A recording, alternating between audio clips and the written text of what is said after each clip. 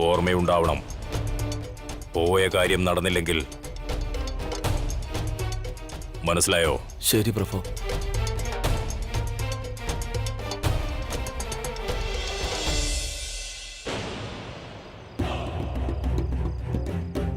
എല്ലാവരും കേൾക്ക്. വളരെ ശ്രദ്ധയോടെ ഇരിക്കണം. ശത്രുക്കളെ വിശ്വസിക്കാനാകില്ല. അവർ എപ്പോൾ വേണമെങ്കിലും അകത്തേക്ക് പ്രവേശിക്കാം.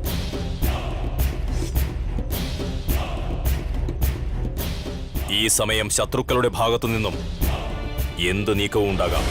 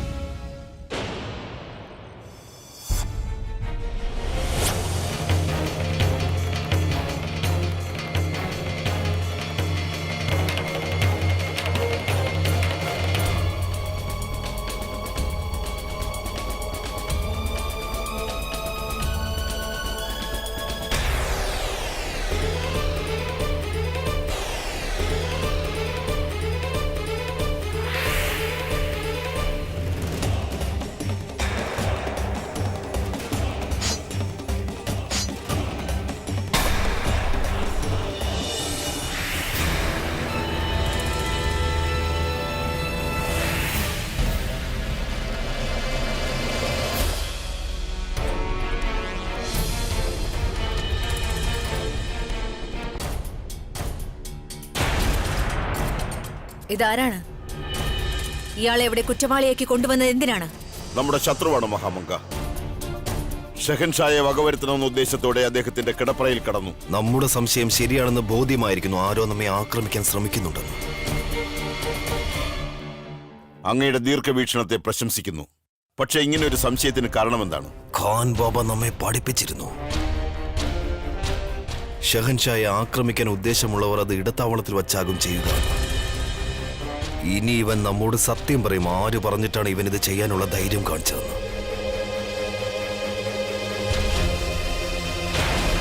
പറയൂ.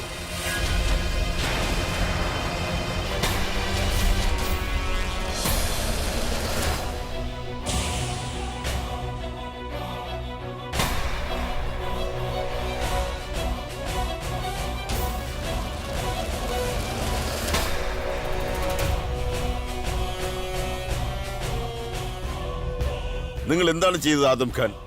ഷെഹൻഷായുടെ സംരക്ഷകൻ എന്താണോ ചെയ്യേണ്ടത്? ഷെഹൻഷായുടെ രക്ഷ.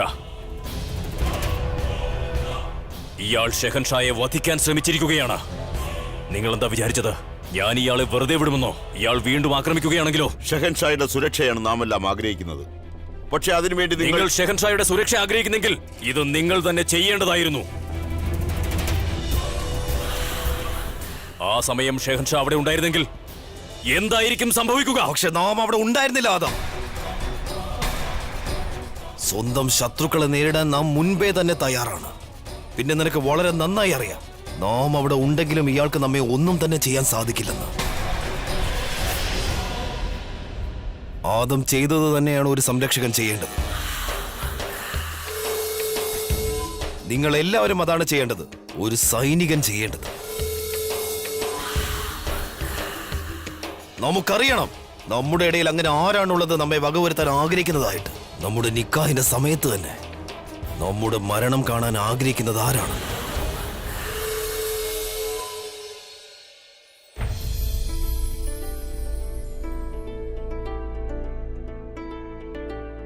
ഷെഹൻഷാ, അണിയിച്ചൊരുക്കാൻ അനുവാദമുണ്ടോ?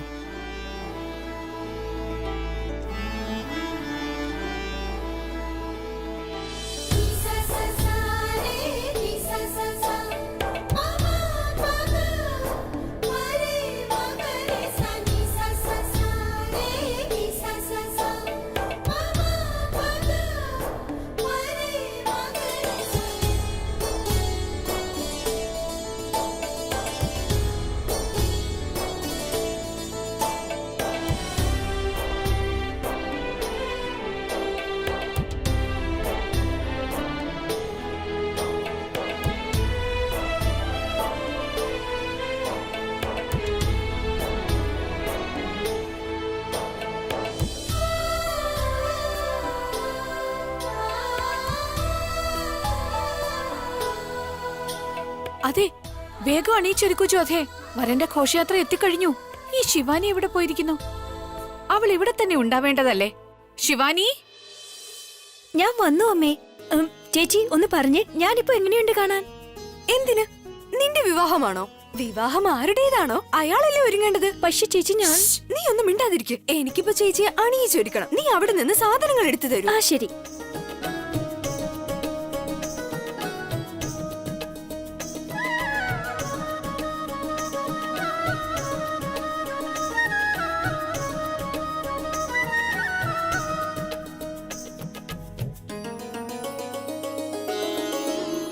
ഇതാ ചേച്ചി തയ്യാറായി കഴിഞ്ഞു. ഇനി ചേച്ചിയുടെ മുഖം ഒന്ന് കണ്ണാടിയിൽ നോക്കൂ. എന്തെങ്കിലും കുറവ് വന്നിട്ടുണ്ടോ എന്ന് നോക്കൂ.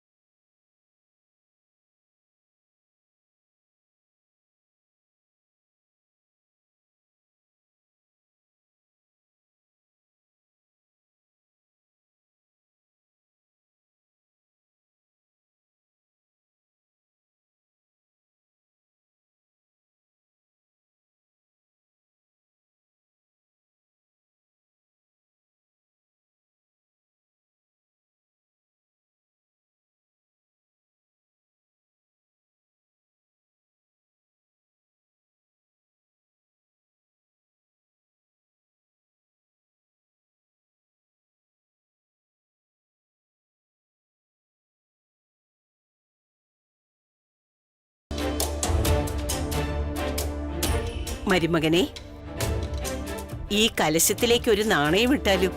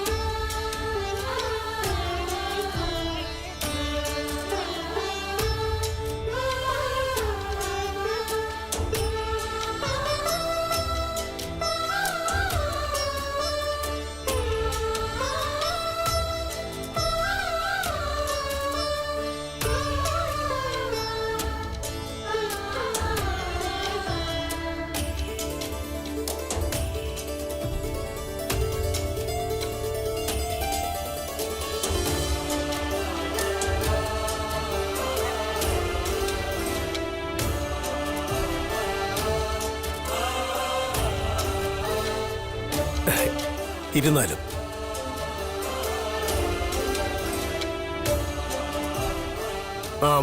ഉടൻ തന്നെ ഉപസ്ഥിതനാകുന്നതാണ്. ഭഗവാൻ ദാസ്,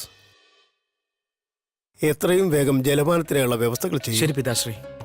പറയുന്നത് തെറ്റാണെങ്കിൽ ക്ഷമിക്കണം ഷഹൻഷാ. എല്ലാ ചടങ്ങുകളും ഇവരുടെ രീതിയിലാണോ നടക്കുക? അവർക്കിഷ്ടമുള്ളത് ചെയ്തോട്ടെ, എന്ത് വേണമെങ്കിലും അവർ ചെയ്തോട്ടെ. ആഗ്രയിലെത്താൻ ഇനി അധിക സമയമില്ലല്ലോ. അവിടെ എല്ലാം നമ്മുടെ ഇഷ്ടമനുസരിച്ച് നടക്കൂ. ആർക്കും സ്വീകരണത്തിൽ ഒരു കുറവുണ്ടാകാൻ പാടില്ല. എല്ലാവർക്കും പഴച്ചാറും മധുരപലഹാരവും നൽകൂ.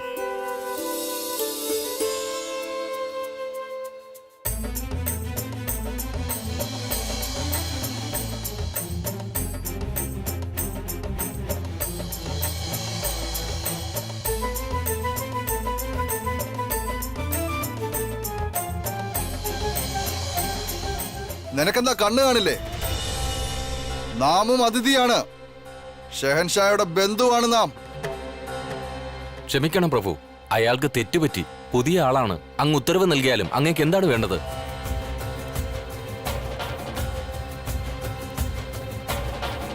പോകൂ, പോയി ജോലി ചെയ്യൂ. ഇനി അയാളെ മുഖം കാണിക്കരുത്. പൊയ്ക്കോളൂ.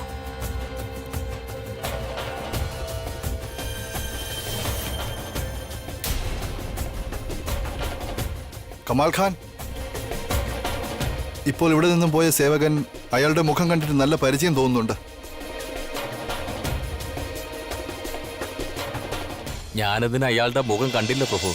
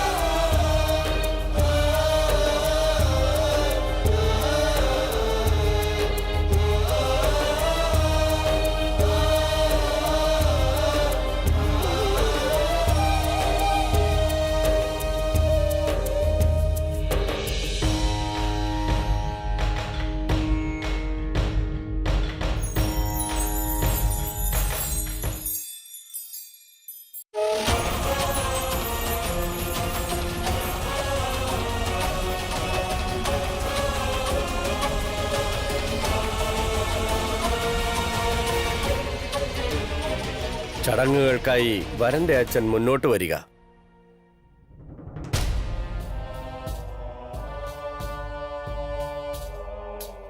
നമ്മോട് ക്ഷമിച്ചാലും നമ്മുടെ പിതാവ് ജീവനോടെയില്ല. അങ്ങയുടെ ഭാഗത്തു നിന്നും മറ്റേതെങ്കിലും പുരുഷൻ ആർക്കെങ്കിലും ഈ ചടങ്ങ് പൂർത്തിയാക്കാൻ സാധിക്കുമോ? വല്യുമ്മ നമ്മുടെ ഉമ്മയെ പോലെ തന്നെയാണ്. ആ ബന്ധത്തിലൂടെ ഉമ്മയുടെ മകൻ നമ്മുടെ സഹോദരനുമാണ്.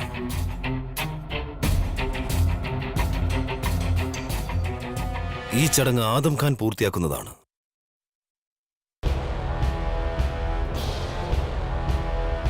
ആദ്യം ചെയ്യേണ്ടത് ഭാവി മരുമകളുടെ സ്വാഗതം ആരതി എടുക്കുന്നതിലൂടെ പൂർത്തിയാക്കണം. അവളിലേതെങ്കിലും മോശം കണ്ണുണ്ടെങ്കിൽ അത് ഇല്ലാതാകാൻ വേണ്ടിയാണ്. ആ ചടങ്ങ് കഴിഞ്ഞ ശേഷം മരുമകൾക്ക് ഒരു സമ്മാനം നൽകണം. ചടങ്ങ് പൂർത്തിയാക്കൂ.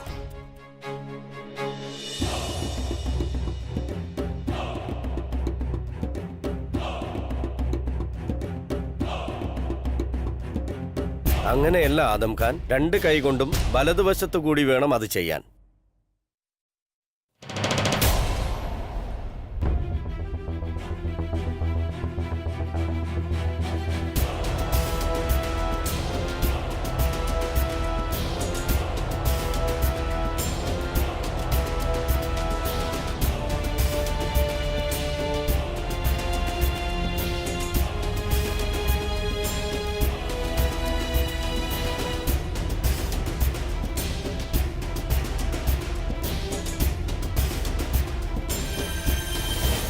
അഥവാ നിങ്ങളുടെ ചടങ്ങുകളെല്ലാം പൂർത്തിയായി എങ്കിൽ നമ്മുടെ ഭാഗത്തു നിന്നും ചില ചടങ്ങുകൾ കൂടി ചെയ്യട്ടെ.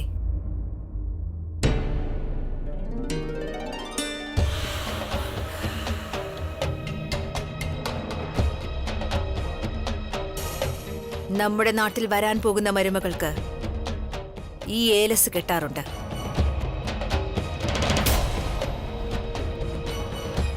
കാരണം അവൾക്ക് മോശം കണ്ണൊന്നും പതിയേണ്ടി വരരുത്.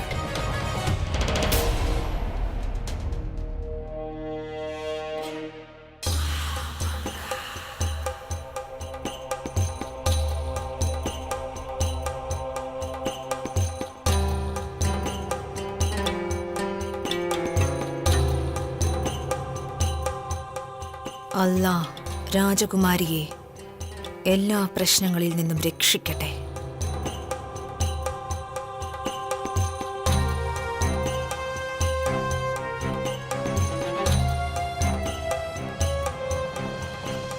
രാജകുമാരിക്ക് സമ്മാനം നൽകിയാലും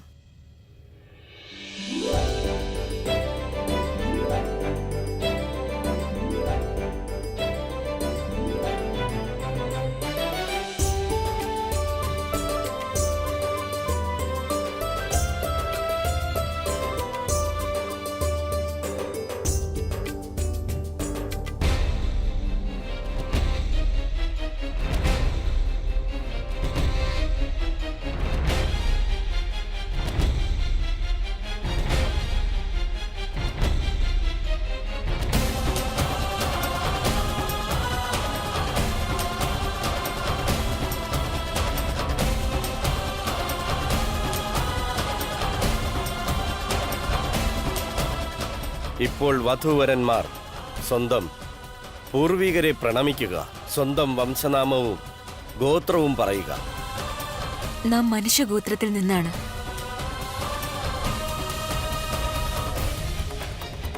എന്നാൽ നാം മുഗൾ വംശത്തിൽ നിന്നുള്ളതാണ്. യൂനസ് ഖാന്റെയും ബവാരെ ആസാമിന്റെയും രക്തമാണ് നമ്മുടെ സിരകളിലൂടെ ഒഴുകുന്നത്. ഷെഹൻഷാ ജലാലിന്റെ ഒപ്പം എത്താൻ ആർക്കും സാധിക്കില്ല. ഈ ലോകത്ത് പോലും ആരുമുണ്ടാകില്ല. അത്രയും ആഴത്തിലുള്ളതാണ് ജലാലിന്റെ വംശം. അവിടുന്ന് പറഞ്ഞത് വളരെ സത്യമാണ് വല്ലുമ്മ.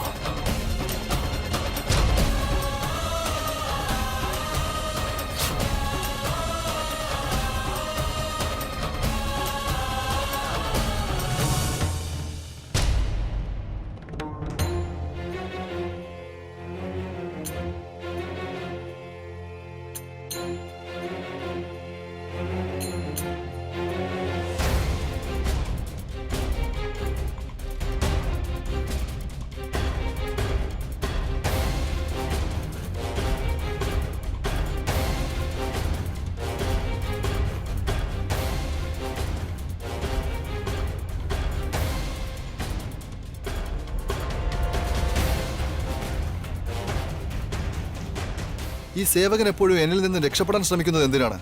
ആദ്യം മുഖം മറയ്ക്കുകയായിരുന്നു, ഇപ്പോൾ ഇതാ ഓടിപ്പോകുന്നു. ആരാണ് ഇയാൾ? ഇനി ഇയാൾ സുജാമലെങ്ങാനും ആണോ?